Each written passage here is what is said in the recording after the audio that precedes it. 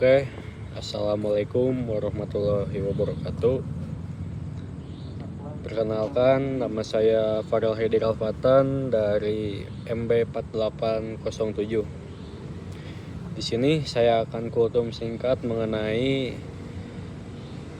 tidak beragama orang yang tidak berakhlak. Segala puji bagi Allah Subhanahu wa taala yang telah menciptakan manusia sebagai makhluk yang sempurna.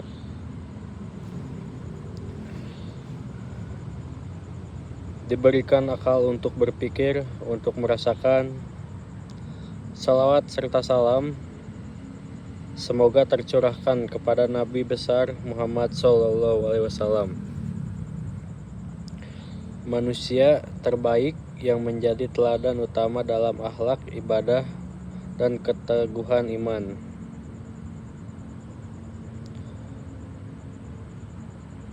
Jamaah yang dimuliakan Allah, pada kesempatan kali ini izinkan saya mengangkat satu tema penting dan sangat relevan dalam kehidupan kita sehari-hari,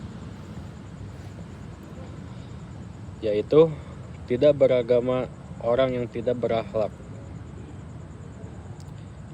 Tema ini bukan sekedar kalimat peringatan, tapi adalah penegasan nilai-nilai Islam yang hakikatnya adalah agama yang mengajarkan perpaduan antara ibadah kepada Allah dan akhlak mulia kepada sesama. Oke, yang pertama, akhlak inti dari ajaran Islam. Seringkali kita mengukur keislaman seseorang dari seberapa rajin ia beribadah. Apakah ia rutin ke masjid? Apakah ia memakai pakaian muslim? Apakah ia hafal banyak ayat? Tapi Rasulullah SAW justru mengingatkan kita bahwa tujuan utama dari risalah Islam adalah menyempurnakan akhlak. Sesungguhnya aku diutus tidak akan kecuali untuk menyempurnakan akhlak yang mulia. Ahmad Hakim Al-Baihaqi. Coba bayangkan, Rasulullah SAW tidak berkata, aku diutus untuk memperbanyak sholat atau puasa, tapi beliau justru menekankan akhlak. Ini menunjukkan bahwa akhlak bukan pelengkap, tapi inti dari agama. Baik, yang kedua, iman, ibadah, dan akhlak. 3 pilar agama. Agama Islam dibangun di atas 3 pilar utama. Iman, yaitu keyakinan hati. Ibadah, hubungan dengan Allah. Akhlak, hubungan dengan sesama makhluk. Ketiganya harus berjalan seimbang. Bila salah satunya hilang, maka rapuhlah bangunan agama seseorang.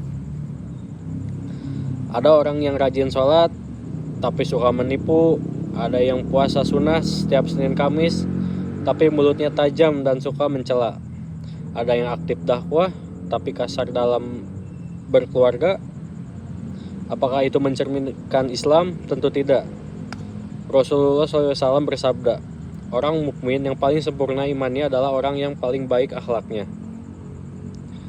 Iman yang tidak melahirkan akhlak ibarat pohon yang tidak berbuah, indah dilihat tapi tidak bermanfaat.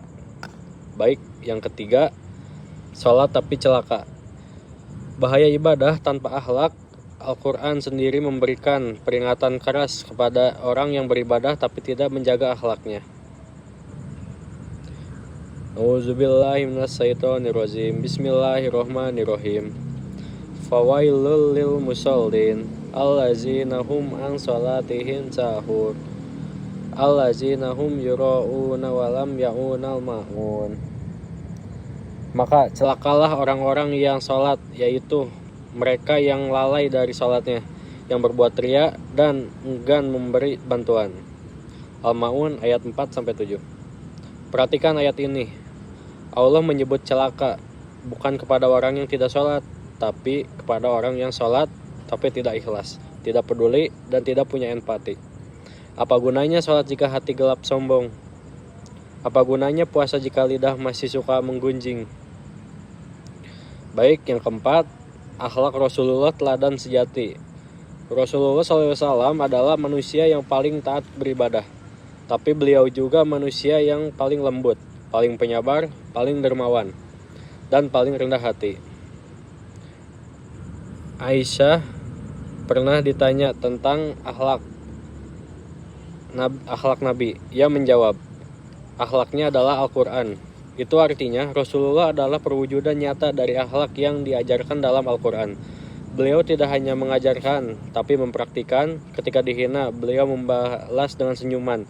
Ketika dilukai, beliau mendoakan. Ketika disakiti, beliau memaafkan. Oke, contoh dalam kehidupan nyata. Jamaah yang dirahmati Allah, mari kita lihat kenyataan di sekitar kita. Betapa sering kita menemukan orang yang taat ibadah, tapi akhlaknya jauh dari Islam. Misalnya, orang yang sering ke masjid, tapi kasar kepada istri dan anaknya.